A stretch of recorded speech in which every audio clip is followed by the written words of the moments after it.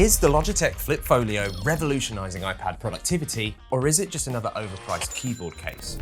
Following the recent announcement of iOS 26, it's looking like Apple have plans to turn the iPad into the productivity powerhouse that most of us have always dreamed of. This update has introduced a huge range of new features that will make iPads feel more like a desktop than ever before. With a keyboard and mouse, an iPad could feasibly replace most modern-day desktops or laptops for many people. Keyboard cases for iPads are nothing new, and Logitech have already ventured into this territory before with their very own Combo Touch, which was designed as a budget competitor to the Apple Magic Keyboard. So why have Logitech made yet another keyboard case?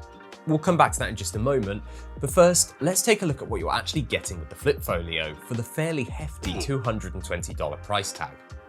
The most standout feature of the Flip Folio is its fully detachable magnetic keyboard that pulls away nicely from the top of the case. Now, this keyboard is pretty cool for a couple of reasons. It's super thin and compact, so it's easy to stow away when it's not needed, but still somehow manages to boast a full-size keyboard, complete with a row of iPadOS shortcut keys. Unlike Apple's Magic Keyboard, or even Logitech's own Combo Touch, you won't find a trackpad built into this case. I'm guessing this is a deliberate design choice to maintain the keyboard's ultra-thin profile.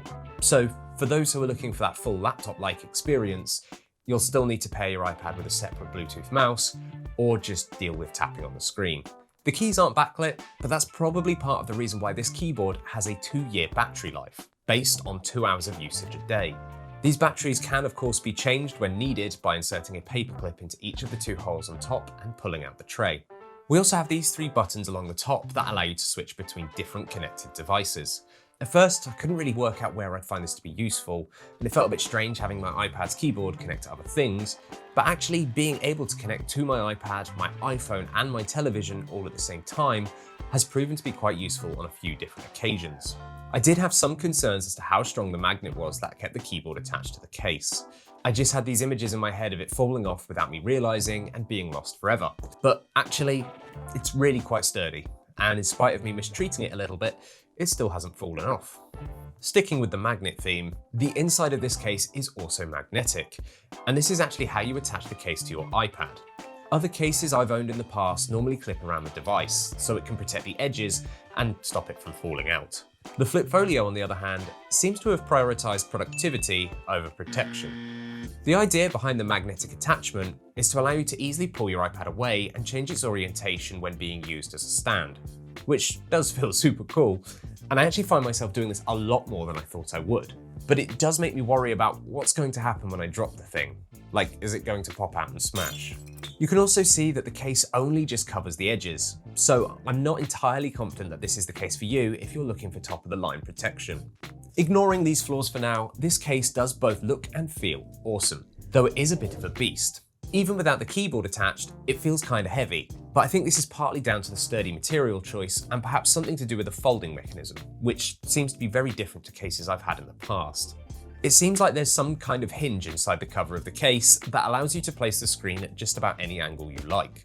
It feels sturdy, but the stiffness does mean that you really have to put some effort in to get it back to normal again and close it all up. It only bends in one particular direction, so make sure you don't bend it the other way by accident. I'm definitely interested to see how the hinge holds up after a few months of daily usage. So do I think the Logitech Flip Folio is worth $220? Well, I think that depends on who you are and what you use your iPad for. Personally, it suits me down to the ground. I often work on my YouTube scripts whilst traveling or working away from home in places where I wouldn't necessarily want to bring my MacBook. For me, there's usually a lot of long typing sessions. The ability to switch between devices has also been more useful than I thought. I often use Steam Link to stream my games to my TV, and I don't think I can even begin to count the number of times I've had to run back to my desk to use my keyboard to enter a name or to respond to a message that a friend has sent me. Now, I just use this, as my iPad is always close by. So for me, yes, I think it's worth the price tag. Whilst I do have some minor concerns around the safety of my iPad, I think it's a fair trade-off for the mobility that this case offers.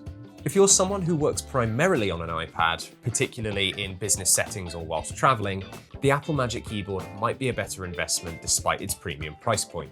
The lack of trackpad on the Flip Folio can become a real nuisance when editing documents or working with spreadsheets, or really just trying to complete any task that requires precise cursor control. So if you're someone who needs the portability of an iPad while still wanting a solid typing experience on a full-size keyboard, then I would say the Flip Folio is a solid alternative to the Magic Keyboard. I can honestly see a future where iPads could replace laptops and desktops in general, and I think it's cases like the Flip Folio that will play a huge part in that journey. Let me know what you think in the comments below, and I'll see you in the next one.